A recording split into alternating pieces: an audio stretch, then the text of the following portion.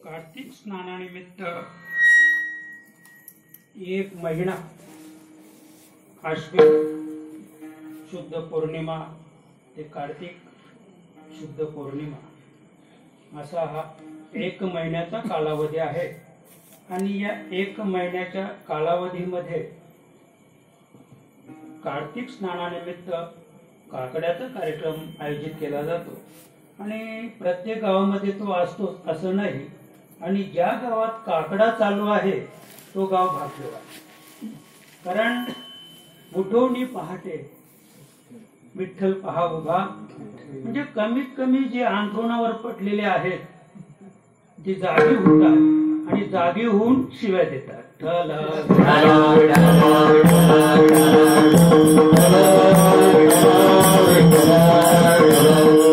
मला अनुभव आहे, म्हणे ते अमृत वेळ आहे बरं का, म्हणजे त्यावेळेला अमृत झोप, त्यावेळेला जी झोप येते ती अमृत झोप। आणि त्या अमृत झोपेमध्ये त्या अमृत वेळेमध्ये आम्ही काकड्याच्या निमित्ताने व्यत्यय आणतो आणि व्यत्यय आणल्यामुळं कळत न कळत का होईना तोंडावर नाही पण पाठीमागे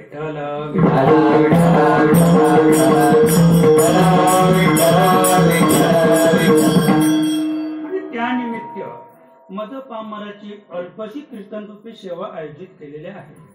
आज या ठिकाणी गेले 3 दिवस कार्यक्रम चालू आहेत, हरिपाठ आणि कीर्तन। आजची आपली 3री सेवा आहे आणि उद्या शेवटची काल्याची सेवा आहे। म्हणजे आपल्या सेवेसाठी घेतलेला जो अभंग आहे तो पंढरपूर रहिवासी नामदेव महाराज यांचा मागणीपर प्रकरणातील सुंदर असा अभंग आहे। शरण कोणाशी जाऊ आता, या चरणामध्ये ते मागणी मागतात। नित्यम्मा सुख तुझ्या पायापासी, नित्यम्मा सुख तुझ्या पायापासी, शरण कोणाशी जाऊ आता। उठोनी सकाळी ऐकतो कीर्तन, हे सांगायचंय मला। उठोनी सकाळी ऐकतो कीर्तन, तेने समाधान होय जीवा। उभा महाद्वारी वैष्णव भेटती, उभा महाद्वारी वैष्णव भेटती, साखळ्या तुटती 84च्या। उठोनी सकाळी ऐकतो कीर्तन, उठोनी सकाळी ऐकतो कीर्तन, तेने समाधान होय जीवा। नामा म्हणे सदा पंढरी रहिवास, नामा म्हणे सदा पंढरी रहिवास, मागुता जन्मास येतो कोण। फार सुंदर आहे। नामा म्हणे सदा पंढरी रहिवास, नामा म्हणे सदा पंढरी रहिवास, मागुता जन्मास येतो कोण। उठोनी सकाळी ऐकतो कीर्तन, उठोनी सकाळी ऐकतो कीर्तन, तेने समाधान होय जीवा। पांडुरंग करो प्रथम। आम्ही प्रत्येक कार्यक्रमात सांगत असतो महाराज की सध्या कलियुगामध्ये नितांत कीर्तनाची गरज आहे, जनतेतील भगवंत ओळखण्याची गरज आहे। आणि जनतेतील भगवंत ओळखायचा असेल तर प्रथमतः आपली ओळख आपण केली पाहिजे। आपुली आपण करा सोडवण, संसार बंधन तोडावे गे, बरं का। संसाराचं बंधन तोडायचं असेल तर आधी आपली ओळख करा। ज्ञानदेव म्हणे भजा आत्मदेवा, अखंडित सेवा करा। तेच आत्मदेवाची सेवा केली की समाजाची सेवा घडेल, बरं का। आणि समाजाची सेवा कशी करावी हे तेव्हा कळेल की जेव्हा आत्म्याची ओळख होईल। आणि म्हणून ओळखा रे वस्तू सांडारे कल्पना, ओळखारे वस्तू सांडारे कल्पना, ओळखारे वस्तू सांडारे कल्पना, ओळखारे वस्तू सांडारे कल्पना। काळ रान जाऊ दरी, काळ रान जाऊ दरी, काळ रान जाऊ दरी। ओळखारे वस्तू सांडारे कल्पना, नका आदराना जाऊ धनी। आपल्याला आडराणात जायचं नाही, वस्तूची ओळख करून घ्यायचे। आणि आजची जी सेवा आहे आपल्या या गावचे प्रतिष्ठित संतोष महाराज भांडे आणि त्यांनी ही आपल्याकडे सुपूर्द केली आणि या ठिकाणी 1 महिना त्यांनी उत्तम अशा प्रकारे सवंगड्यांना घेऊन म्हणजे एक काकडा मंडळ स्थापन केलेला आहे आणि काकडा मंडळ स्थापन करून काकडा अधिक हरिपाठ आणि या मंडळाने 1 महिनाभर इथे आमच्या हनुमंतरायांच्या मंदिरात ही सेवा घडवून आणली आणि आज त्याचा शेवट आहे। शेवट तो भला माझा बहु गोड झाला। कुठला कार्याचा हा एक महान प्रकल्प आहे। मला महिनाभर कीर्तन करता येतील पण काकडा नाही जमणार, लक्षात का? कारण पहाटे उठून काकड्याला जाणं आणि पुन्हा आपल्या शेतीचे किंवा अन्य कामं करणं हे तेवढं सोपं नाहीये। कीर्तन जमतंय, आता मी जेवून आलो नाही का, म्हणजे संध्याकाळी घरून कामं करून आलो, उत्कृष्ट जेवण केलं आणि फक्त इथे काय 2 तास करमणुकीसाठी आलेलो आहोत। हे आता माहिती का मला, कलियुगात कीर्तन म्हणजे करमणूक, कीर्तन म्हणजे करमणुकीचं साधन आहे आणि म्हणून माणसं करमणूक म्हणून येतात। चला नाहीतरी दारात बसायचं, कोणातरी वंतलीत बसून काहीतरी निंदा नालिष्टी करायची, कीर्तनात जाऊन बसूया, दिसलं का? आणि असं हे जे कीर्तन आहे, मी नेहमी सांगतो की कीर म्हणजे झाडणे, तणू म्हणजे शरीर, शरीर झाडण्याचं साधन म्हणजे नाम संकीर्तन आणि ते नाम संकीर्तन आपल्याला करायचे। आणि आजची जी सेवा आहे या सेवेचा पण जर आजचा विचार केला तर त्रिवेणी संगम आहे। आज गुरु नानक जयंती आहे आणि म्हणून नामदेव महाराजांचा अभंग घेतलेले महाराज। आज काय गुरु नानक जयंती आहे आणि गुरु नानक हे खरं म्हणजे नामदेव महाराजांचे शिष्य आहेत, पण त्याने काय केलं, शीख संप्रदायाची स्थापना केली आणि एक वेगळा पायंडा समाजापुढे मांडला। आणि म्हणून नामदेव महाराजांचे त्यांचे जो गुरु ग्रंथ साहेब म्हणून जो ग्रंथ आहे त्याच्यामध्ये नामदेव महाराजांची काही पद आहेत। नामदेव महाराजांनी आपलं संपूर्ण आयुष्य पंजाबमध्ये घालवलं महाराज आणि अगदी शेवटच्या क्षणाला त्याने ठरवलं की एकदा पांडुरंगाचं दर्शन घ्यायचं आणि म्हणून नामदेव महाराज पंजाबवरून बैलगाडीने पंढरपूरला यायला निघाले, पण 12 किलोमीटरवर असताना त्यांचा हा जो देह जो आहे हा नामदेव महाराजांचा देह हा परमात्म्यात विलीन झाला, हा आकार निराकारात एकरूप होऊन गेला। ठल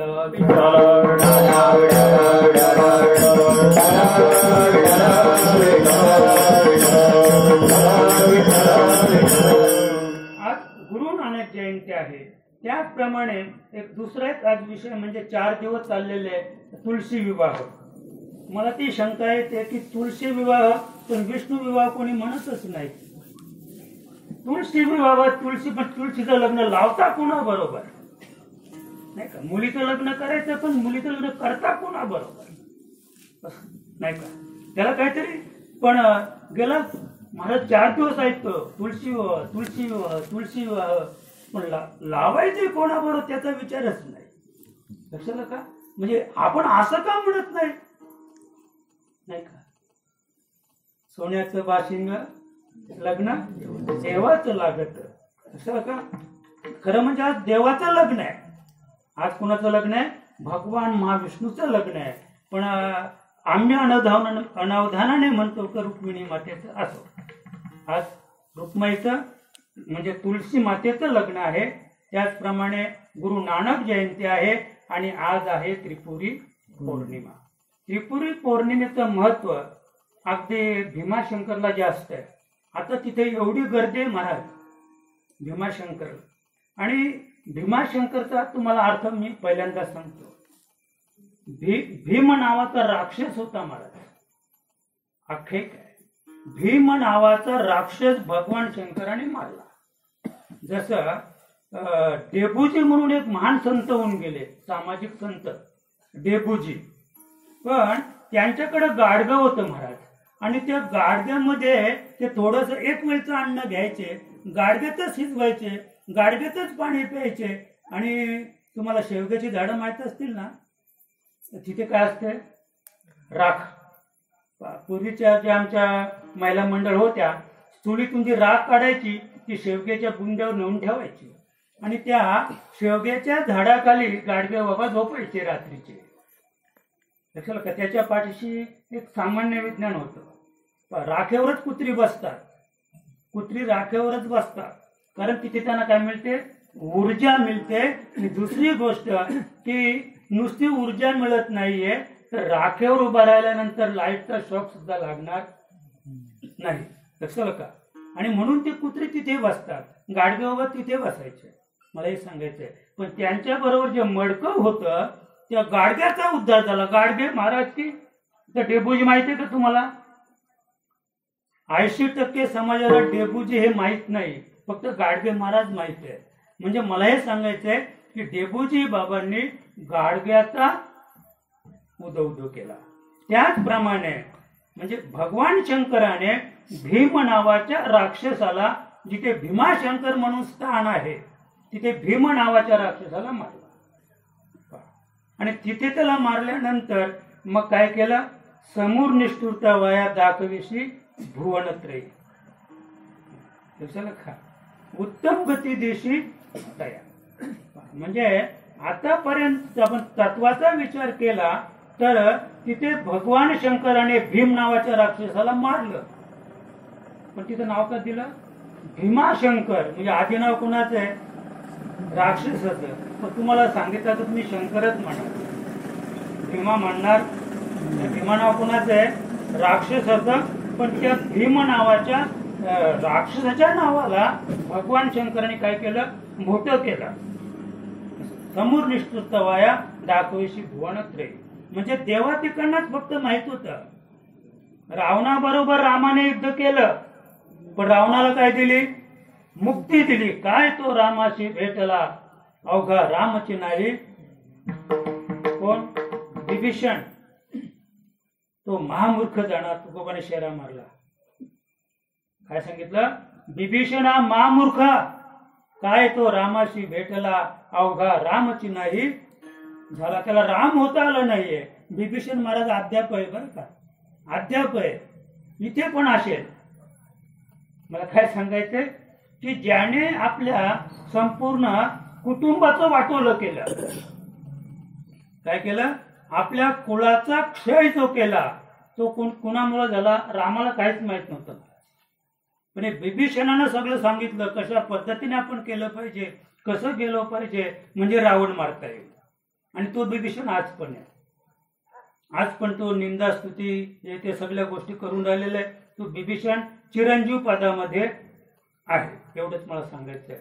त्याचप्रमाणे आता आपण या ठिकाणी जो भीम नावाचा राक्षस पाहतो, तर भीम नावाच्या राक्षसाला भगवान शंकराने मोठेपणा दिली. दुसरी गोष्ट की त्रिपुरा पौर्णिमा. या त्रिपुराच्या बाबतीत मी अंतरंग सांगेन, बाह्यंग सांगणार नाहीये. त्रिपुर म्हणजे या ध्यामध्ये एकूण 4 पुर आहेत: स्थूल, सूक्ष्म, कारण आणि महाकारण. त्रिपुरा पौर्णिमा म्हणजे त्रिपुरा शिर, म्हणजे त्रिपुरा नावाचा राक्षस, त्याचा सुद्धा आजच्याच दिवशी भगवान शंकराने वध केलेला आहे. म्हणजे नेमकं काय केलं तर स्थूल, सूक्ष्म आणि कारण या देहाचा बाध केला. त्रिपुरा शिर म्हणजे 3 पुर. या देहामध्ये किती पुर आहेत? 3 पुर आहेत. त्या 3 पुरांच्या पलीकडे आम्ही जेव्हा जाऊ तेव्हा आम्हाला काहीतरी कळेल. आणि ते कळवून घेण्यासाठी महाराज काकड्यामध्ये जी गोडी आहे तेवढी गोडी भजनात सुद्धा नाहीये. तुम्ही काकड्याला येऊन बसा, मग तुमच्या लक्षात येईल. रूप पाहता लोचन सुख झाले हो सागरी, तोहा विठ्ठल गरवा, तोहा माधव गरवा. किती गोडे. आणि ही जी चाल आहे ना महाराज, ही भजनात चालत नाही. ही चाल भजनात चालत नाही. मग ही चाल कुठे चालते? काकड्याला चालते. आणि किती गोड आहे. म्हणजे माणसं देहभाव विसरून जातात.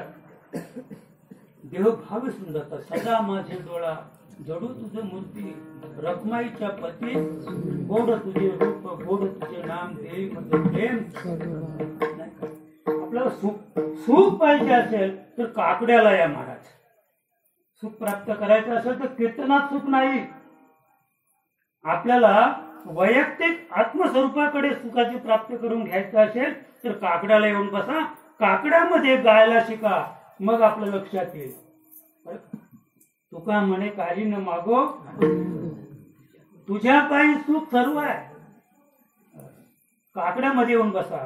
हा अभंग काकड्यात गायला जातो.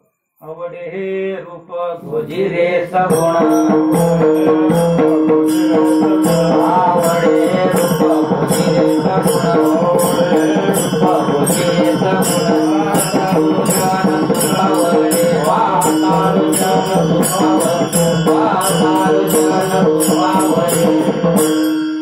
आवडे रूप गोजिरे सगुण हा अभंग काकड्यात गायला जातो. धनी दृष्टी लागू तुझ्या सगुणपणा, जेणे माझ्या मना बोध केला. नको ब्रह्मज्ञान आत्मस्थिती भाव, मी भक्त तू देव. हे सगळे अभंगाचा आपण विचार केला महाराज तर उद्धार व्हायला काही वेळ लागणार नाही. बरं का? उद्धार व्हायला वेळ लागणार नाही. आणि सगळ्याच सार एका अभंगाचे भक्तीची या पोटी बोध काकडा ज्योती, बोध काकडा ज्योती,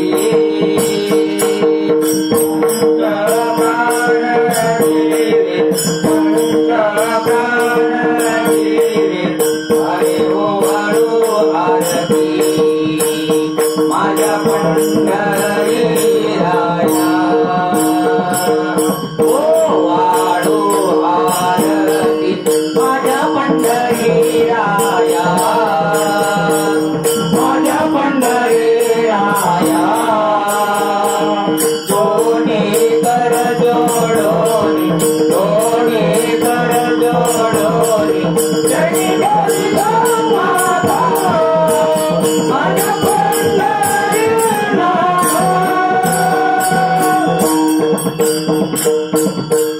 किती सुंदर अभंग आहे. अभंगाच आपण जर अभंगात गेलो ना महाराज मग लक्षात येईल. भक्तीची या पोटी बोध काकडा पेटवायचा आहे. आपण जो काकडा पेटवतो ना काकड्याला, पण तो कोणता काकडा आहे? बोध काकडा ज्योती. ती ज्योत आहे ती कसली आहे? बोधाची ज्योत आहे. पंच प्राण जीवे भावे ओवाळू, आरती ओवाळायची आहे. तर आमच्याकडं ते म्हणजे आरतीचं एक भांड मिळतं, त्याला 5 किंवा 7 वाती असतात महाराज, आणि ते असं ओवाळायचं आहे वर असं. काही ठिकाणी तर फार म्हणजे असं फिरून फिरून असं पंचप्राण. आता पंचप्राण त्या समयेत आहेत का? मग पंचप्राण कुठे? प्राण आपण व्यान उद्दान समान. हे पंचप्राण आपल्याला काकड्याच्या भजनामध्ये त्याची ओळख करायची आहे आणि ते पंचप्राण ओवाळायचे. म्हणजे एवढा अभ्यास आपण जर केला तर मग पुण्यवंत व्हावे. घेता सज्जनांची तुम्ही स्तुती करायला लागले की त्याच्या पुढे गेले आता कोठे जावे. तुमचे चरण देखलिया भाग दिला तीन गेला अवघा झालाशे. म्हणजे अशा पद्धतीने आपण जेव्हा पुढे पुढे पुढे पुढे जाऊ आणि पुढे पुढे गेल्यानंतर आमचे माऊली ज्ञानोबराया स्वतःच एक अनुभव सांगतात. याती कुळ माझे गेले आय कोणी, याती कुळ माझे गेले आय कोणी, याती कुळ माझे गेले आय कोणी, याती कुळ माझे गेले आय कोणी. तेरा नावातोनी आलो देने, तेरा नावातोनी आलो देने, विश्वाची करवाल माझा वेळ वेळा,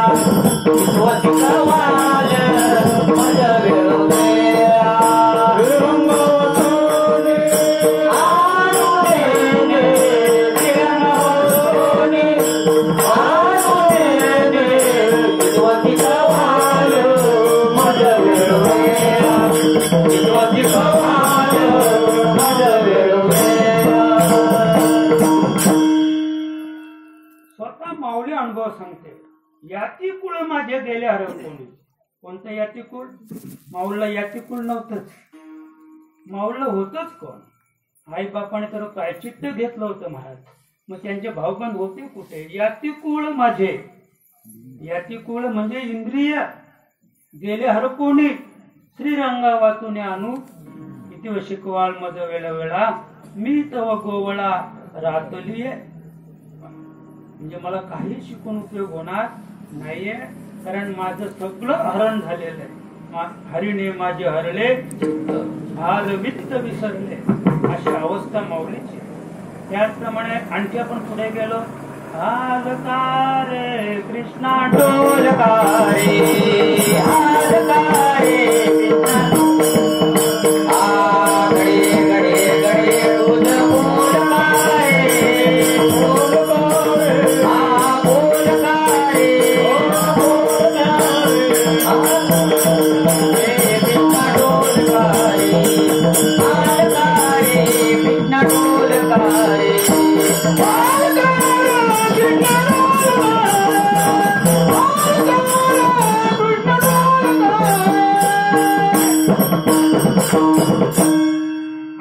लक्षात येईल आपण कागदाला हजर राहिलो.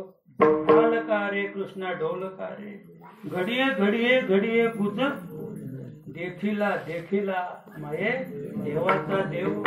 फिटला संदेहो निमाले. तुझे पण घालवायचं असेल. तुझे पण म्हणजे मी आणि माझे. लक्षात का? तुझे पण घालवायचं असेल तर फिटला संदेहो, संशयवनी थोर आणि पाप नाही घोर. विनाशाची वाघूर प्राणियाशी. संशय घालवायचा असेल तर काकड्यामध्ये येऊन बसा, काकड्यामध्ये गा. नाही गाता आलं तर ऐका. आपण महाराज अंथरुणावर पडून जरी काकडा ऐकला तरी झाले मुक्त गार, झाला रोकडा. निश्चित तुम्हाला रोकडा लाभ मिळेल. अंथरुणावर पडून ऐका महाराज. काकडा अंथरुणावर पडून ऐका. आणि मंदिर ज्याच्या दारात आहे महाराज, त्याच्या भाग्यवान कोणी नाही. त्याच्या कोणी भाग्यवान नाही. पण अभागी असेल तर घरात पण झोपणार नाही काकडा संपेपर्यंत. आवाजच नको कानावर. काकड्याचा आवाज महाराज. आम्ही स्पीकर लावायचो, लोक शिवाय द्यायला लागले. आम्ही स्पीकर बंद ठेवला. स्पीकर लावू नका, लोकांना त्रास होतो. तरी आमच्या दत्त मंदिरात स्पीकर असतो. आम्ही विष्णू मंदिरात स्पीकर लावीत. स्पीकर न लावता काकडा करतो, कारण स्पीकर लावायचे लोक शिवाय देतात. झोप मोडली नको. लोकांच्या झोपा मोडायच्या नाहीत. त्यांना झोपू द्या, कारण झोपी नाही का झोपला तो संपला.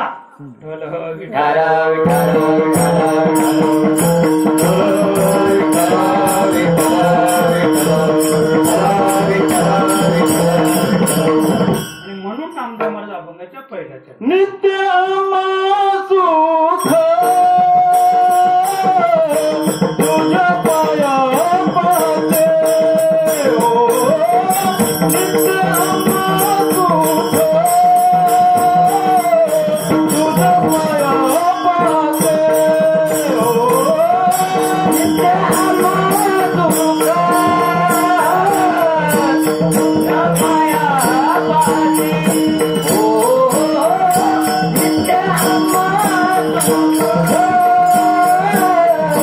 तुझ्या पाया पाते.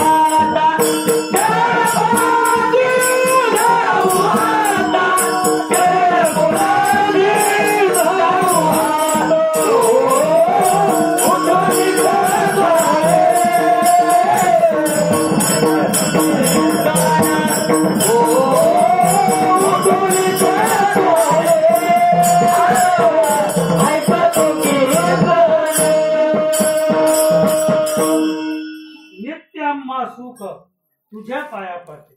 नामदेव महाराज सांगतात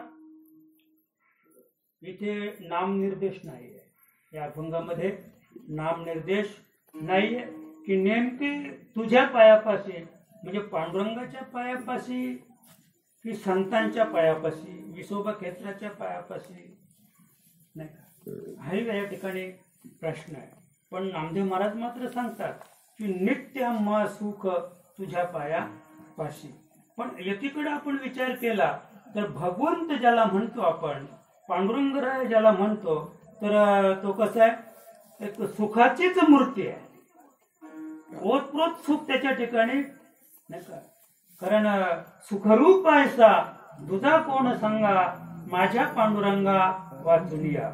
म्हणजे पांडुरंग राय जे आहे ते सुखरूप आहे, ती सुखाचीच ओळली मूर्ती, ती मूर्तीच सुखाची आहे. मग सुख ज्याला म्हणतात तर ते सुख कुठे, सुखवशे एके ठाई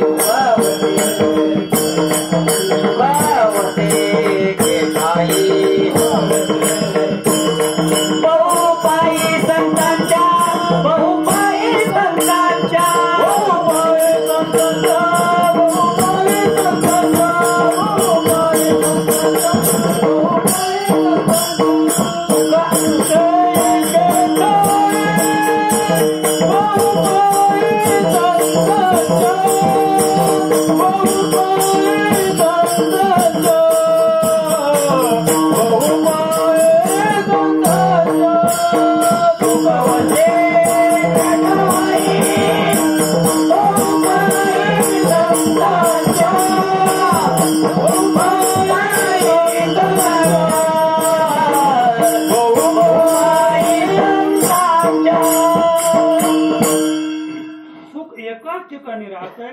बहुपायी संतांच्या. त्याच्या पुढे नाथ महाराज सांगतात बरं का, सुखाचा तो झरा सद्गुरूच्या पायी, मना तू राही अक्षय तेथे. नाथ महाराज सांगतात की सुखाचा झरा, झरा त्याला म्हणतात, झरा त्याला म्हणतात की तो मे महिन्यात सुद्धा आटत नाही. माहिती ना आपल्या भाषेत जिलवा, जिलवा फुटला पण जिलवा आता आहे का, आता हटला, आता जिलवा राहिलेला नाही. म्हणजे नाथांच्या भाषेमध्ये झरा त्याला म्हणतात की जो कधीच आटत नाही, कधीच ज्याचा नाश होत नाही. आणि असा जो सुखाचा झरा आहे तो कुठे आहे, सद्गुरूच्या पायी. सद्गुरूच्या पायावर सुखाचा झरा आहे, ज्याचा कधीच नाश होत नाही, ज्याचा कधीच अंत होत नाही. आणि म्हणून नाथ महाराज सांगतात मना तू राही अक्षयी देते. तू हे मना तिथे वास करून राहा म्हणजे तुला ते सुख प्राप्त होईल. आता आणखी आपण पुढे जाऊया, गीतेकडे थोडं बोलून पाहूया. माऊली काय म्हणते या विषयावर नाही का. किंबहुना सोये जीव आत्म्याशील आहे, तेच जे होय तया नाम सुख. बरं, आम्ही ज्या सुखासाठी धडपडतो नाही का, ज्याला आपण मृग न भी कस्तुरी वसे, मृग भटकत जंगल जाए, सबके हृदय में राम वसत है, मूर्ख नाही समजाने. आपल्याला अद्याप आपल्यामध्ये वास करणारी सुखाची जी कुपे आहे ते आपल्या शरीरामध्ये आहे, पण आम्हाला ते न कळल्यामुळं ते सुखाच्या शोधासाठी ज्याप्रमाणे मृगनाभी कस्तुरी वसे, सुगंधित कस्तुरी मृगाच्या बेंबीत आहे, तिला तो वास येतो, ती वर पाहते आकाशाकडं आणि पळत सुटते. तिला वाटते की ही सुगंधित कस्तुरी कुठेतरी आहे आणि शेवटी ऊर फटून मरते. पण तिला काही तिची भेट होत नाही, कारण ती कुठे, तिच्याच जवळ आहे. जशी उसात साखर तसा देहांत ईश्वर. उसामध्ये साखर आहे पण काढून दाखवा, काढता येईल आपल्याला, नाही काढता येणार. तसं या देहामध्ये ईश्वर आहे, या देहातच परमेश्वर आहे, या देहातच पांडुरंग आहे. त्याच्या पुढे सांगतो देह ही पंढरी, देह हीच पंढरी आहे, आत्मा हा नांदतो केवळ पांडुरंग. हे सगळं इथेच आहे महाराज. पण अनावधानाने आम्हाला योग्य वाटाड्या न भेटल्यामुळं आमची काय झालेले, फसगत झालेले महाराज, आमची फसगत झालेली आहे. आणि म्हणून याच देहामध्ये ईश्वर आहे. आपला विषय किंबहुना सोय जीवात्म्याशील आहे तेच जीव होय तया नाम सुख. गीतेत माऊली सांगते की जीव आणि आत्मा हे दोन्ही या देहामध्ये ज्या ठिकाणी एकत्र येतात तिथे सुखाची कुपे आहे. तिथे सुखाची कुपे. किंबहुना किरीटी. भगवंत गीतेत अर्जुनासमोर किंबहुना किरीटी जो पाविजेल आपल्या दिठी आत्मयाची या भेटी जीवाशी. पाविजेल आपल्या दिठी. हे नरा आत बघ जरा. आपल्याला आत जायचंय महाराज, दिठीकडे जायचंय. आणि दिठीकडे आपण जेव्हा जाऊ तिथे आत्मयाची भेटी जीवाशी होय.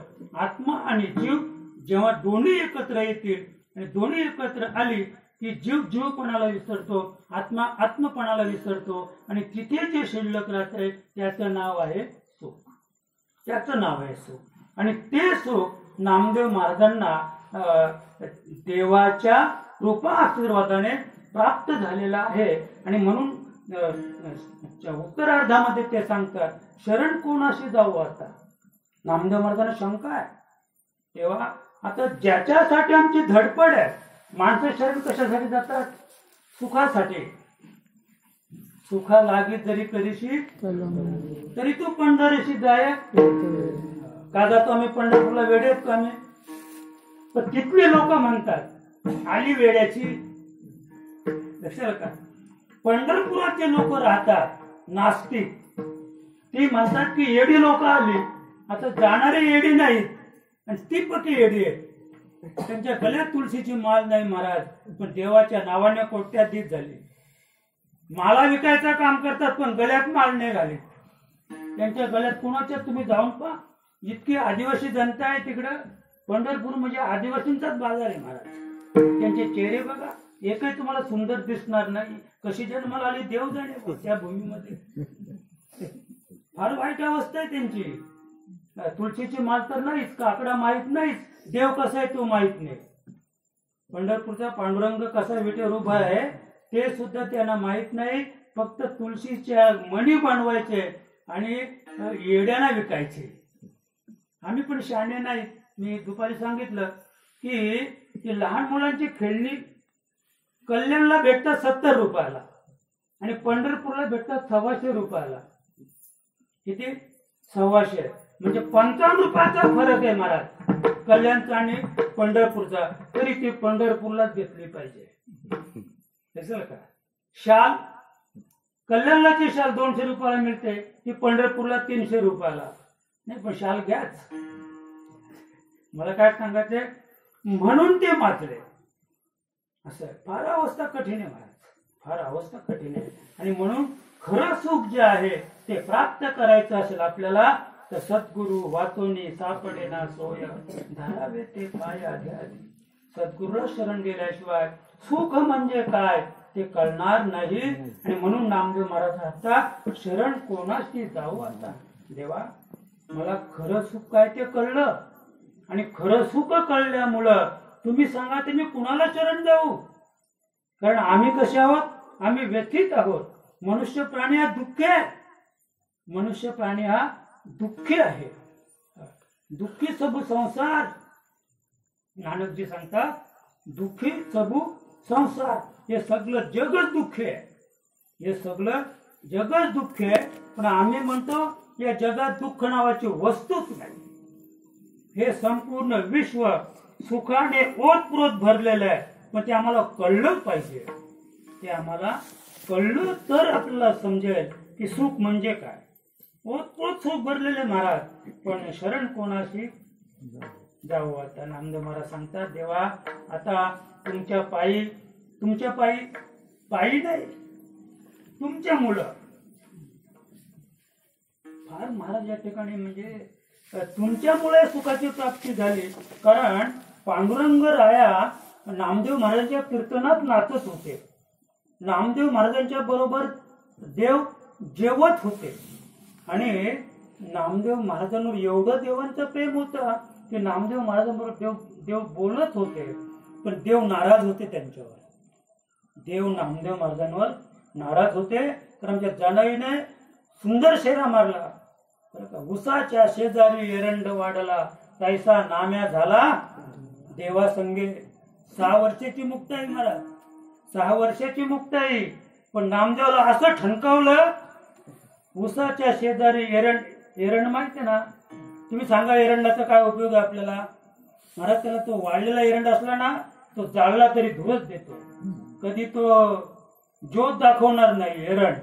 आणि ऊस आणि एरंड शेजारीच असले, दोघांना पाणी दिलं तरी तो कधीच ऊस गोड आहे, पण एरंड कधीच गोड होणार नाही. आणि म्हणून मुक्ताई म्हणते ऊसाच्या शेजारी एरंड वाढला. बरोबर, वाढ फार जलद, सगळ्यात जलद वाढत असेल तरी एरंड.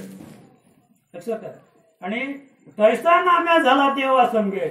आणि म्हणून निवृत्ती दादांना, माऊली ज्ञानदादांना आणि सोपान दादांना सांगते, तुम्ही घ्या दर्शन, मी नामदेवाचं दर्शन घेणार नाही, तू जरी देवाच्या शेजारी असेल. आणि हे सगळं ऐकल्यानंतर एकदा देव नाराज झाले. आणि देव नाराज झाले. देवाने नामदेव महाराज, देव नाराज का. अरे मला माझी एवढीच नाराज. जसे मी त्रेतायुगात गेले तर अनुसया माता, की सूर्याला सांगितलं उगू नको, उगवणार नाही, मावळू नको, मावळणार नाही. तिने आपल्या पातिव्रत्य धर्माने भगवान शंकर, भगवान विष्णू आणि ब्रह्मदेव यांना लहान बाळ करून, स्तनपान करून आणि पाळण्यामध्ये झोपवली. इतका अधिकार श्रेष्ठ होता महाराज. पण एकदा आत्री महाराज नर्वस होते. तिने विचारलं, म्हणे माझी तुझ्या बाबतीत एकच तक्रार आहे की तू अद्याप गुरु केलेला पातिव्रत्य आहे. तिने देव लहान बाळ केली. सूर्याला सांगितलं उगू नको, नाही उगवणार सूर्य, मावळू नको, नाही मावळणार सूर्य. एवढी शक्ती तुझ्या ठिकाणी आहे, पण ती पातिव्रत्य धर्माची आहे. आत्मज्ञानाविण पार्थ सर्व कार्य निरर्थकम. अर्जुना, तुला आत्मज्ञान प्राप्त नसेल तर सगळं कार्य तुझं फुकट जाईल. तिने लहान बाळ केली तरी काही उपयोग नाही. मग तिने विचारलं, देवा मग मी काय करू. म्हणे दत्त महाराजांना शरण जा. दत्त महाराज कोण होते. अनुसयाचे मुलगा होता अनुसयाचा. पण दत्त महाराजांकडे ती अनुसया गेली आणि तिथे सांगितलं मला अनुग्रह घ्यायचे. म्हणे तुम्ही कोण, मी ओळखीतच नाही. याला परमार्थ म्हणतात महाराज. ती त्याची सख्खी आई, दत्त महाराजची सख्खी आई होती. पण परमार्थातून त्याने सांगितलं तुम्ही कोण, मी तुम्हाला ओळखीत नाही, परत पाठवली. मग आत्री महाराजांना घेऊन आले. आत्री महाराजांनी दत्त महाराजांना सांगितलं, दत्त महाराज, ही माझी धर्मपत्नी सती अनुसया, तिला तुम्ही अनुग्रह द्या. आणि त्यानंतर तिला तो अनुग्रह प्राप्त झालेला आहे. ही धर्माची रीत आहे महाराज.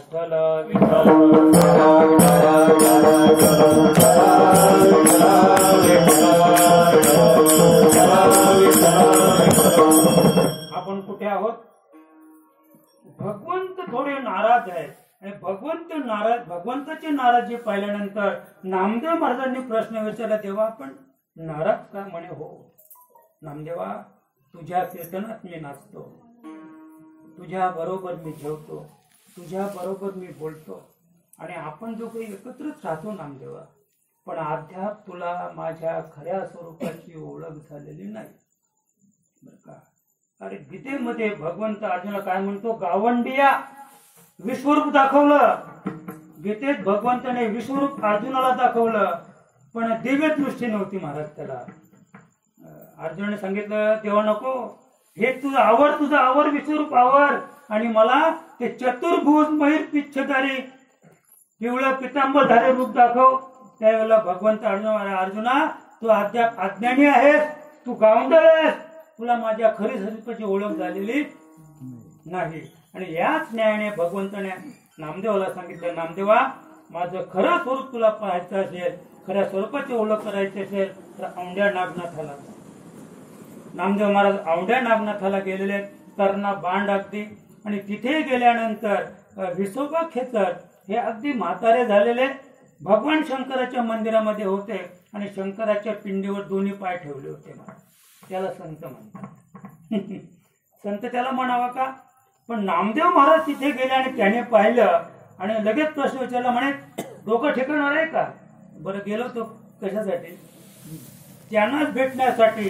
पण देवाच्या पिंडीवर पाय पाहिल्यानंतर त्यांना विसर पडला. ते प्रश्न विचारतात त्यांना डोकं ठिकाण आहे का, तुमचे पाय कुठे आहेत? पण ते विसोबा खेत्र होते, संतांची भाषा फार वेगळी आहे. ते म्हणाले, बाळ कुठून आला, माझे पाय कुठे आहेत? पिंडीवर आहेत, जरा उचलून बाजूला ठेव. पण आता प्रेमाने ठेवावेत ना. असे उचलले आणि असे सोडले पुढे, तिथे पुन्हा पिंडी, तिथून उचलले आणखी पुढे पुन्हा पिंडी. संपूर्ण मंदिरामध्ये म्हणजे रीता ठाव नाही. विठ्ठल जळी तले भरला, विठ्ठल जळी तले भरला,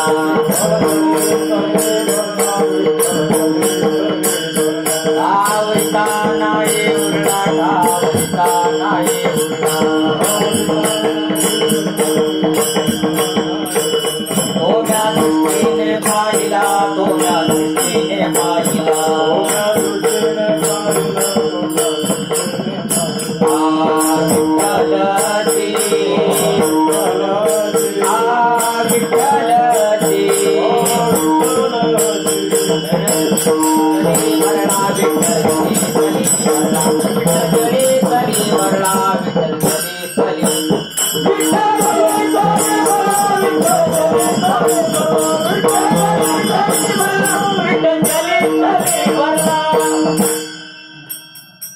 विसोबा खेत्रांना नामदेव महाराज शरण गेले. विठ्ठल जलीस्थली भरला, रीता ठाव नाही उरला, तुम्ही दृष्टीने पाहिला, विठ्ठलची विठ्ठलची विठ्ठलची. त्या ठिकाणी अनुग्रह घेतला नामदेव महाराजांनी. पुन्हा पंढरपूरला आले आणि एकदा चपात्या लाटीत असताना त्या ठिकाणी कुत्रा आला महाराज. आणि एवढी जे 5-10 चपात्या एकदाच उचलल्या कुत्र्याने, पळत सुटला. नामदेव महाराज त्याच्या पाठीमागे, देवा कोरड्या रोट्या कैशा खाशी, हे घे तुपाचे. लक्षात का, तुपाची वाटी घेऊन नामदेव महाराज स्वानापाठी लागला. कशामुळं, तर विठ्ठल जलीस्थली भरलेला आहे, त्याची ओळख नामदेव महाराजांना झाली. आणि त्या ओळखून त्यांना जे सुख प्राप्त झालं आणि त्या सुखप्राप्तीमुळे नामदेव महाराज सांगतात, शरण कोणाशी जाऊ? देवा तुम्ही सांगा, आता मी कुणाला शरण जाऊ? कारण ज्याच्यासाठी शरण जायचंय नाही का, ते मला प्राप्त झालेले आणि ते ध्येयापर्यंत आपण पोचलो. उदाहरणार्थ तर आमचे भांडे महाराज आहेत, मुरबाडला गेलेले, त्यांची धावपळ मानिवलीला यायची. पण एकदा ते मानिवलीमध्ये पोहोचले की धावपळ संपली. ते ध्येय काय घडी पोचलो पाहिजे. त्याचप्रमाणे त्या सुखासाठी नामदेव महाराजची धडपड होती. ते सुख विसोबा खेचराच्या चरणावर मस्तक ठेवल्यानंतर त्यांना प्राप्त झालं. आणि म्हणून नामदेव महाराज सांगतात, आता शरण कोणा जाऊ सांगा. आता कुणाला शरण जाऊ, मला तर सुख प्राप्त झालेलं आहे. आणि म्हणून नामदेव महाराज दुसऱ्या चरणात सांगतात, उठोनी सकाळी ऐकतो कीर्तन, उठोनी सकाळी ऐकतो कीर्तन, उठोनी सकाळी ऐकतो कीर्तन, उठोनी सकाळी ऐकतो कीर्तन,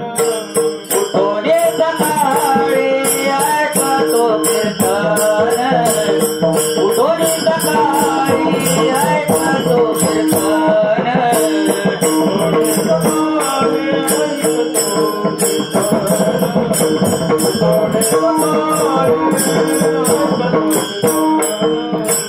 उठोनी सकाळी ऐकतो कीर्तन, देणे समाधान होय जीवा.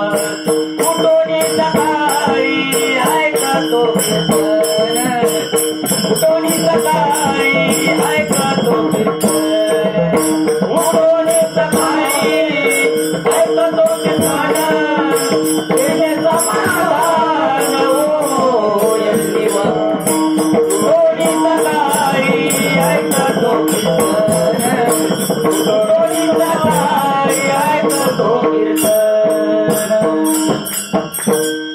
दुसऱ्या चरणात नामदेव महाराज सांगतात, उठून सकाळी ऐकतो कीर्तन. म्हणजे तेव्हा ऐकत होते नामदेव महाराज. आणि कीर्तन तर आता लागतात हो, टीव्हीला. सगळं बदलत चाललं, कलियुग आहे, कलियुग आहे महाराज. पहिले कीर्तन म्हटलं की रात्रीच 9 ते 11, आता आमच्याकडे 6 ते 8 आहे. काही 7 ते 9 आहेत, काही 8 ते 10 आणि काही 8:30 ते 10:30. म्हणजे 4 9 ते 11 नाहीच, 9 ते 11 बादच झालं. पण 6 ते 8, 7 ते 9, 8 ते 10 आणि 8:30 ते 10:30 असे 4 टायमिंग आमच्याकडे फिक्स आहेत कीर्तनाचे. म्हणजे मला हे सांगायचंय की कीर्तन हे संध्याकाळीच व्हायचं, पण नामदेव महाराजांनी तेव्हा सांगितले उठून सकाळी करीत ऐकतो कीर्तन. आणि म्हणून सध्या ज्या मालिका लागतात ना टीव्हीला, ते त्यांनी त्यांचं ऐकलं. कुणाचं? नामदेव महाराजांचं ऐकलं आणि त्या मालिका सकाळी लागतात 8 ते 9, 9 ते 7 ते 8 असते. मलाही माहित नाही, मला आमच्याकडे टीव्ही नाही, आमच्याकडे अद्याप टीव्ही नाही आणि त्याच्यामुळे मला काही कळत, टीव्हीतलं काही कळत नाही असं. आणि सकाळी कधी लागते मालिका ते मला माहित नाही, पण सांगतात लोक की 2 कीर्तनं सकाळी लागतात. आणि ती सकाळी लागणारी कीर्तनं आहेत ती नामदेव महाराज उठून ऐकतात. उठवणी सकाळी ऐकतो कीर्तन. कोण ऐकतो? नामदेव महाराज सकाळी उठून ते कीर्तन ऐकतात. आणि ते कीर्तन ऐकल्यानंतर तेने समाधान होय जीवा, माझ्या जीवाला समाधान प्राप्त होते. आणि ते समाधान प्राप्त करून घेण्यासाठी झाले समाधान तुमचे देखील कोणाचे चरण? भगवंताचे म्हणा, संतांचे म्हणा, सद्गुरूचे म्हणा, पण त्यांचे चरण पाहिल्याशिवाय आपल्याला समाधान प्राप्त होणार नाही. आणि म्हणून कीर्तन नावाची जी संज्ञा आहे, मी नेहमी सांगतो की आता इथे चालू आहे ते आधी सांगितलं ही करमणूक आहे, हा भक्तीचा डांगोर आहे. पण खरं जे कीर्तन आहे ते ठाईच बैसोनी करा एक आवडी अनंत आळवावा. ठाईच बैसोनी करा एक चित्त.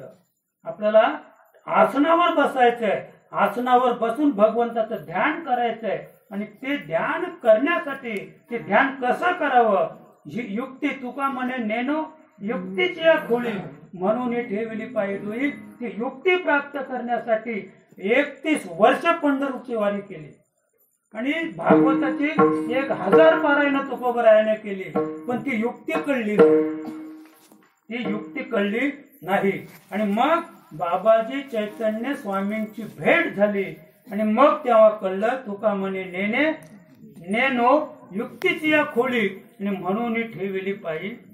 मला ते कळलंच नाही. मी युक्ती प्रयुक्तीने परमार्थ साध्य करण्याचा प्रयत्न केला, 1000 वेळा भागवताची पारायण केली, 31 वर्षे वारी केली पंढरीची, पण देव कळला नाही. तुकोबांना देव कळला नाही. आणि तो देव जेव्हा बाबाजी चैतन्य स्वामींना ते शरण गेले तेव्हा त्यांना तो देव कळला. आणि तोच देव नामदेव महाराजांना कळला. पण कसा कळला? उठवणी सकाळी ऐकतो कीर्तन. म्हणजे हे जे कीर्तन आहे हे कीर्तन आतमध्ये महाराज, हे कीर्तन बाहेर नाहीये. हे ठाईच बसून आपल्याला कीर्तन करायचंय. कारण उघड्या बाजारी कथा कदा नावडे पंढरीनाथा, तुकोबाराय सांगतात की उघड्या बाजारात तुम्ही जेवढी कीर्तन कराल, जेवढ्या कथा कराल, प्रवचन कराल, त्या देवाला आवडत नाहीत. मग देवाच्या आवडीचा जो विषय आहे तो वेगळा आहे बरं का. देवाच्या आवडीचा विषय जो आहे त्याच्यासाठी आपण काय केलं पाहिजे? माझे चित्त तुझ्या पायी राही आयुष्य करी धरून या बाई भवातारी दासरा. माझे चित्त तुझ्या पायी राही आयुष्य करी काही. म्हणजे आपलं जे चित्त आहे ते भगवंताच्या चरणावर कसं लीन होईल हा विचार त्या ठिकाणी मांडलेला आहे. आणि म्हणून नामदेव महाराज सांगतात उठवणी सकाळी ऐकतो कीर्तन. उठल्या उठल्या मी तेच कीर्तन ऐकतो. आणि ते जो नामदेव महाराज कीर्तन करायचा त्याच्यामुळे ती गोनाई आणि राजाई त्याच्यावर नाराज होती. प्रत्येक आईला वाटतं माझ्या मुलाने पैसे कमवून आणावेत आणि कोणाच्या बायकोला वाटत नाही की माझ्या नवऱ्याने गावात फिरावा. प्रत्येक बायकोला सुद्धा वाटतंय, प्रत्येक पत्नीला वाटतंय माझ्या पतीने काहीतरी काम धंदा करावा, 2 पैसे कमवून आणावेत. गोनाईचा तो प्रश्न होता, राजाईचा तो प्रश्न होता. राजाई गोनाई या नामदेव महाराजांवर नाराज होत्या. मला हे सांगितलं दोन्ही नाराज होत्या. कारण नामदेव महाराज काय करत होते? कीर्तन करत होते. आणि कीर्तन कसं करत होते, ठाईच पैशांनी करत होते, एकांतात करत होते. आणि म्हणून त्या दोघी नाराज होत्या, त्यांना सत्य परमार्थ कळला नाही. आणि म्हणून नामदेव महाराज तिसऱ्या चरणात सांगतात, उभा महाद्वारी वैष्णव भेटती, उभा महाद्वारी वैष्णव भेटती, वैष्णव भेटती,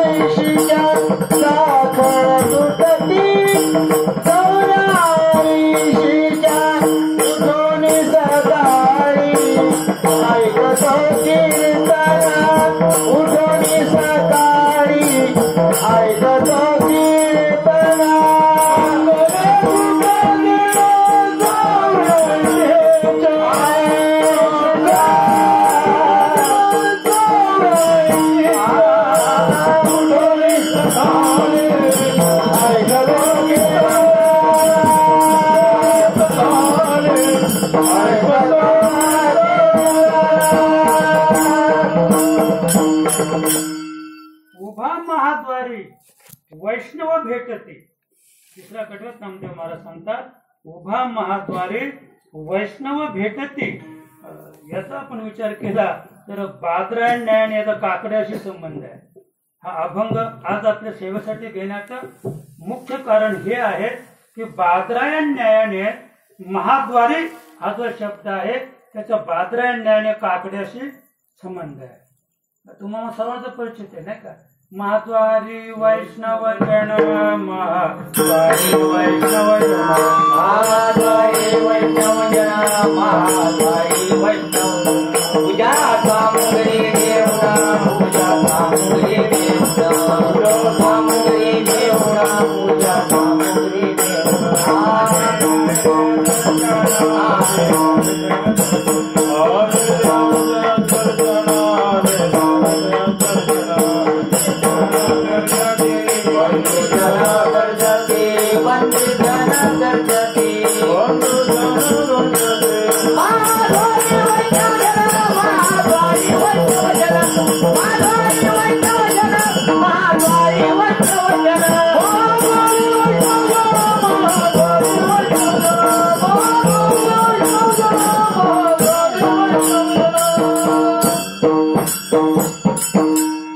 महाद्वारी वैष्णव जन. महाद्वार कुठे? पंढरपूरला आहे. पांडुरंगाचं मंदिर आहे तिथे महाद्वार आहे. महाद्वारी वैष्णव जन पूजा सामुग्री घेऊन आले घ्यावे तयाशी बंदीजन. बंदीजन म्हणजे कोण? बंदीजन म्हणजे रावणाच्या बंदी खाण्यात होते ना 33 कोटी, ते बंदीजन. 33 कोटी देव ते विनंती करतात, देवा महाद्वारी वैष्णव जन पूजा सामुग्री घेऊन आलेले त्यांना दर्शन द्या देवा. हे कोण सांगतात? स्वर्गामध्ये जे 33 कोटी देव आहेत त्यांना रावणाने बंदी खाण्यात ठेवले होते म्हणून त्याला बंदीजन शब्द आहे महाराज.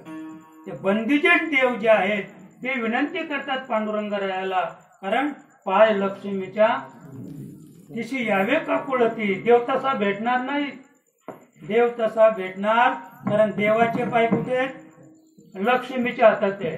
आणि काही झालं तर लक्ष्मी देवाचे पाय सोडणार नाही. आणि म्हणून जर तुम्ही काकड्याकडे आपण वळलो ना, राई रखुमाबाई तुम्हा येऊ द्या दया, शेजे हालवुनी देवराया.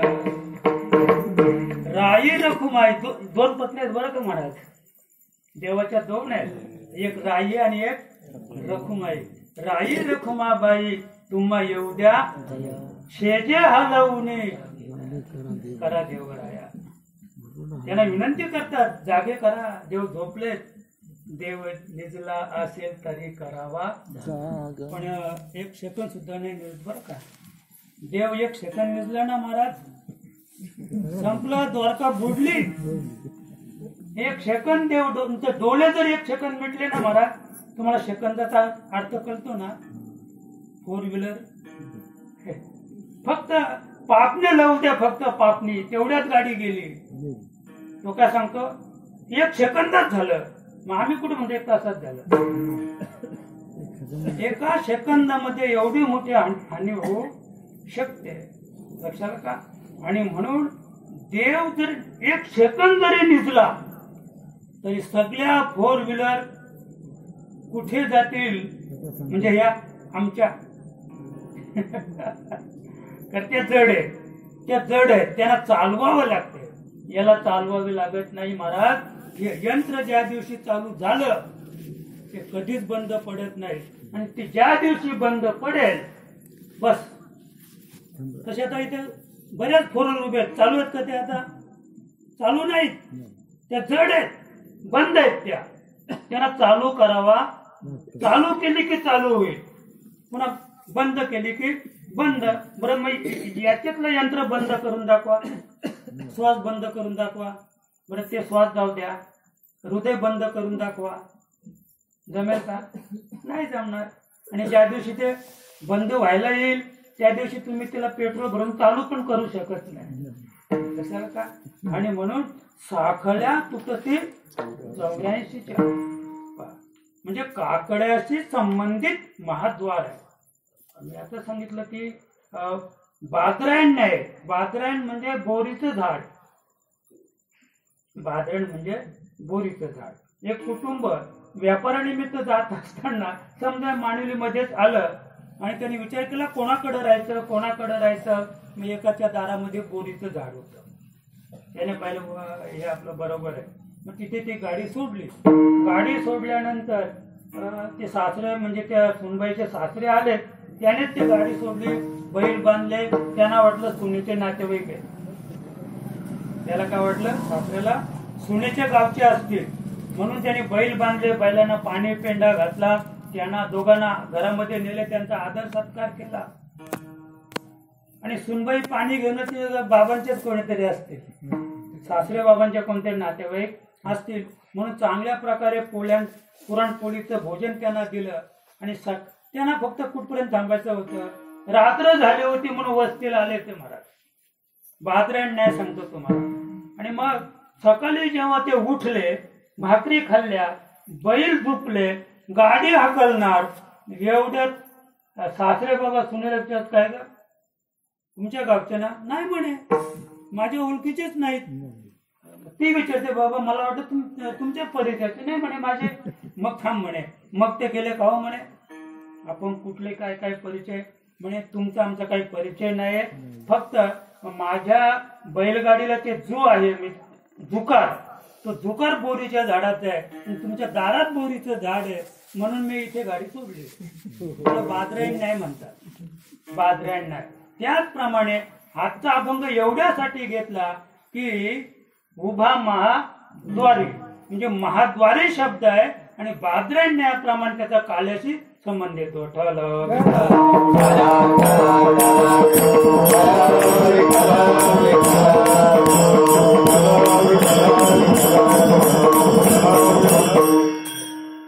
आणि म्हणून नामदेव महाराज सांगतात की अशा पद्धतीने आणि साखळ्या तुटती 84च्या म्हणजे 84 लक्ष योनीमध्ये एक एक योनी कोटी कोटी फेरा मग लागे वारा मानवाचा नामा म्हणे तेव्हा नरदेव पुरा तयाचा मातेरा केल्यामुळे. आणि म्हणून नामदेव महाराज सांगतात की तुम्ही जर उभा महाद्वारी वैष्णव भेटती, महाद्वारात जे भगवंत आहेत त्यांना वैष्णव भेटतात, त्याचप्रमाणे आपण सुद्धा त्यांना जाऊन भेटलो तर साखळ्या तुटती जन्मांतरीच्या आपल्या 84च्या सगळ्या साखळ्या तुटून जातील.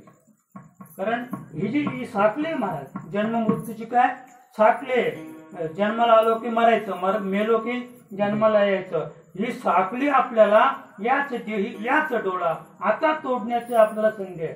ही साखळी तुम्ही तोडू शकता, इतर योनीमध्ये साखळी तोडता येत नाही.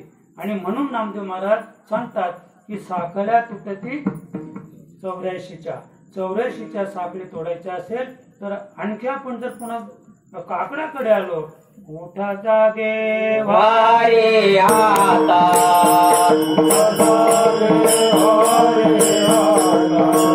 मरणकारा पंढरीनाथा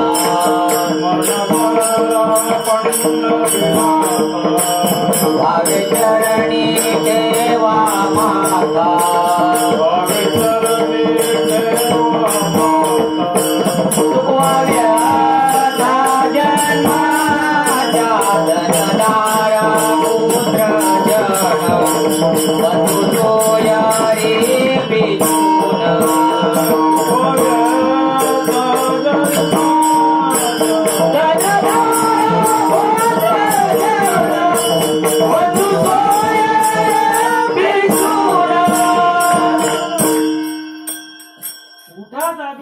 नामदेव महाराज सांगतात, स्मरण करा पंढरीनाथा भावे चरणी ठेवा माता चुकवी व्यथा जन्माच्या.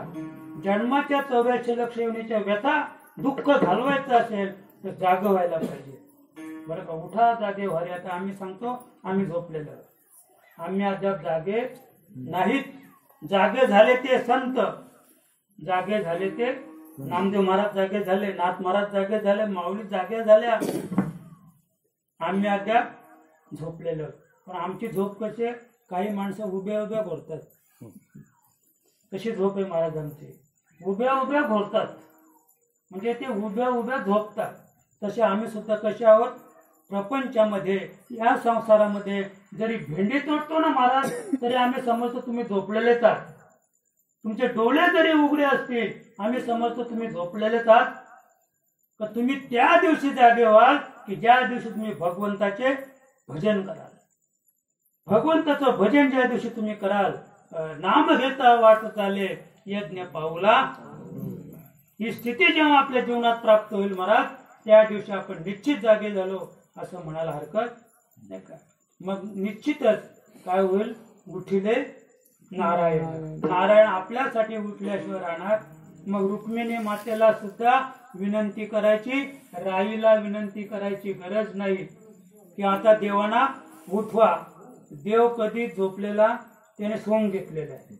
देवाने झोपेचं सोंग घेतलेलं आहे. कुणासाठी, राई रखमाई साठी. लक्षात का, देव कधी झोपत नाही महाराज. आणि पण तो तिष्ठत उभा आहे. कोणासाठी, भक्तासाठी तो तिष्ठत उभा आहे. आणि म्हणून आपण जर भक्त झालो तर निश्चित भक्त असे जाणा जिथे उदास गेले आशा पास निवारून. अशी जे भक्ताची स्थिती आहे त्याच्यासाठी देव उभा आहे. आणि म्हणून आपण त्याचं एक वेळ भजन करूया.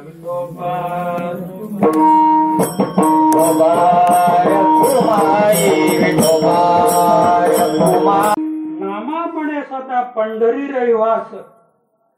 नामदेव महाराज शेवटच्या चरणात सांगतात, मागुता जन्मास येतो कोण. जो पंढरपूरला सतत वास करतो, जो राहतो, राहूनच पंढरपूरला, मागुता जन्मास येतो कोण. प्रश्नचिन्ह, येणारच नाही जन्माला जो पंढरपुरामध्ये. लक्षात का. पण नामदेवरायांचा विचार केला तर ते पंढरपुरात नव्हतेच. पूर्व आयुष्यात होते पंढरपुरात, पण त्यांचं उत्तर आयुष्य जे आहे ते पंजाबमध्ये गेलं. ते पंढरपुरात नव्हतेच. आता अगदी माऊलीकडे पुन्हा आपण आलो तर माऊली सांगतात की त्रिवेणीचे स्नान अखंडित करा आणि काशीवाशी मारा नेहमी. लोक सांगतात ना, जाय भद्री तो न ये उतरी, आणि आये उतरी तो न होय दरिद्री. भेंड लावायची गरज नाही. लक्षाला का, तुम्ही भद्रीला गेले ना महाराज, भेंडे लावायची गरज. कारण जाय भद्री तो न ये उतरी, मुला त्याला जन्मच येत नाही, जन्म नाही. आणि तुका म्हणे माझी बरं आलाच कदाचित जन्माला तर न होय दरिद्री. तो कधी गरीबाच्या घरी जन्माला येत नाही. तुम्ही जर जाऊन आले ना तिथे तर तुम्ही टाटा बिर्लाच्या घरी जन्माला या, कारण त्यानं तिने पुत्री केली. टाटा बिर्ला कसे आहेत निपुत्रिक, त्यांना मुलं बाळ त्यांच्याच पोटी तुम्ही जन्माला याल, वांझेच्या पोटी तुम्ही जन्माला याल. कुठे गेले तर बद्रीला गेले तर. लक्षात आलं का? म्हणजे असं आहे महाराज, त्रिवेणीचे स्नान अखंडित करा रात्रंदिवस. प्रयाग तीर्थावर रात्रंदिवस लोक स्नान करून राहिले. पण ना माऊलीने शेरा मारला, काशीवाशी मरा पण ज्ञानेवीन. काशीत तुम्ही मेले महाराज, पण तुम्हाला ज्ञान नसेल, आत्मज्ञान नसेल तर काशीत मरा, काही उपयोग होणार नाही. आपण जर गणेशपूरला गेलो ना महाराज, तिथून जर ते गरम पाण्याची बाटली आणली, ते गंधयुक्त म्हणजे ते चांबी आपली सुरक्षित करते, चांबी चांगली होते. पण तुम्ही गणेशपूरला जाऊन पहा, सकाळी सकाळी एवढी खराब झालेल्या तांबडीची माणसं कावडीने पाणी नेतात. म्हणजे आम्ही पाणी तापीतच नाही कधी. एक कावड नेली की 4 माणसं आंघोळ करतात. म्हणजे दररोज त्याच पाण्याने आंघोळ करतात, तरी त्यांच्या अंगाची चांबी पाहिली ना महाराज, ती चांबी का तेज होत नाही? का नाही? भाव नाही. मला काय सांगायचंय? भाव नाही. आणि म्हणून नामदेव महाराज सांगतात, नामा म्हणे सदा पंढरी रे वास.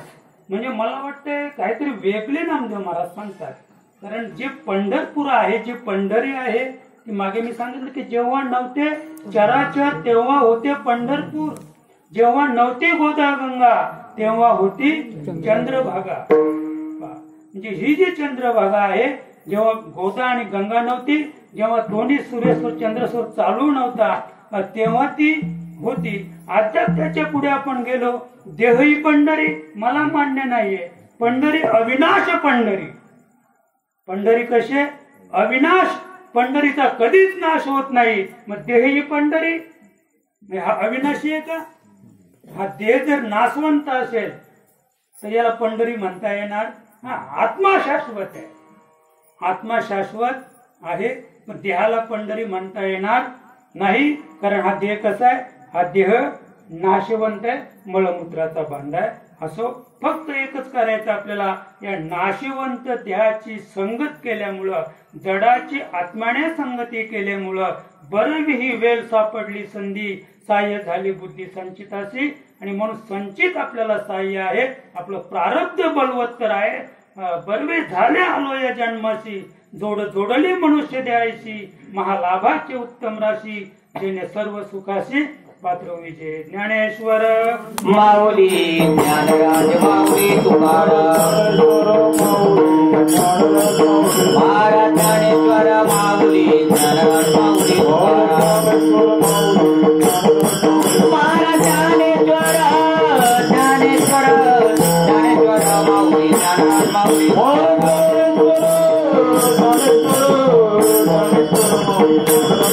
महाराज ज्ञानेश्वर माऊली ज्ञानराज माऊली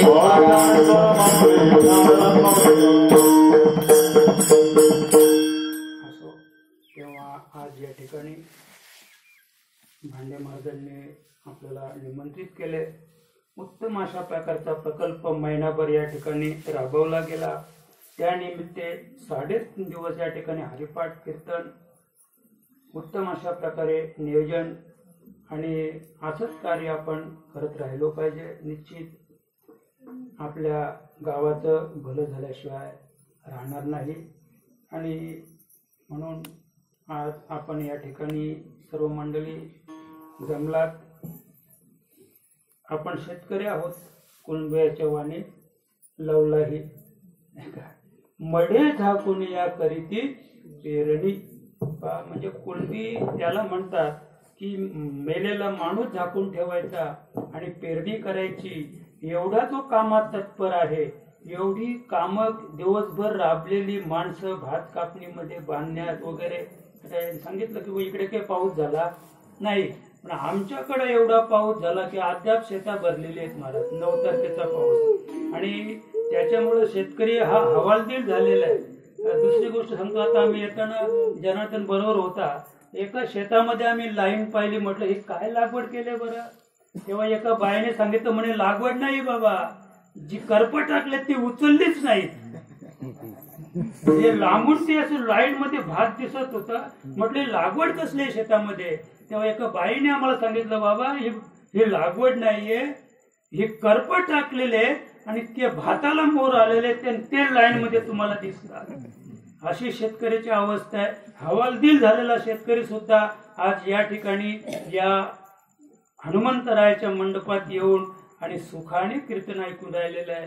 आणि हे खरोखर तुम्ही आम्ही सर्व भाग्यवान आहोत. असेच येत राहा, गावाची शोभा वाढवा. मी नेहमी सांगतो महाराज, कीर्तन कोणाचं असू द्या, पण गावाची इज्जत राखायची असेल तर कीर्तन कोणाचं असू द्या, पण सगळ्यांनी यायला पाहिजे. म्हणजे कशासाठी? आपणच एकमेकाला सांगायचंय आपली इज्जत राखायची बाबा. आपली इज्जत, गावाची इज्जत राखायची असेल तर एकमेकाला सांगून आणि एकमेकाला बरोबर घेऊन आपण या मंडपात येऊन बसलो पाहिजे. आणि कीर्तनकार सांगत गेले पाहिजे, जाऊन पा मानविलला किती समाज जमतो, लक्षात का. आणि अशा पद्धतीने आपल्याला क्रांती घडवायची आहे. आणि ती क्रांती आता आमच्या महाराजांनी सांगितलं की अगदी तरुण लहान लहान मुलं हरिपाठाला पालखीच्या मागे होते. सांगायचंच राहिलं की त्यांनी म्हणजे पालखीचा सुद्धा प्रकल्प या ठिकाणी राबवलेला आहे. म्हणजे इतकी जनजागृती आहे. पालखी गावात मिरवणूक, पालखी मिरवणूक काढणं म्हणजे समाज जागृती आहे, जनजागृती आहे. आणि जनजागृती आपण केलीच पाहिजे. आपण जर योगेश्वर भगवानकडे गेलो तर मला वाटतं इथे केव्हा काढतात मला माहित नाही, पण पूर्वी आमच्याकडे एकादशीला योगेश्वर म्हणजे भगवान श्रीकृष्णाचा फोटो गळ्यात एकाने बांधायचा आणि त्याच्या मागे 10-20 मंडळी पांडुरंग शास्त्री आठवले त्यांची जी म्हणजे एक हे आहे. आणि त्या पद्धतीने लोक प्रत्येक एकादशीला प्रभात फेरी काढायचे. ती एक जनजागृती आहे. आणि तशी आपल्याला सुद्धा वारकऱ्या सुद्धा जागृती करायची आहे. आणि ती जागृती काकड्याच्या माध्यमातून, पालखीच्या माध्यमातून, सप्ताहाच्या माध्यमातून किंवा अन्य आध्यात्मिक काही प्रकल्पातून आपल्याला राबवता आली तर उत्तम आहे. आणि त्यांना सर्वांनी साथ करणं हे त्याहीपेक्षा उत्तम आहे. एवढं बोलून आपली सेवा याच ठिकाणी माऊली प्रभाकर महाराज यांच्या चरणी समर्पित करूया. जय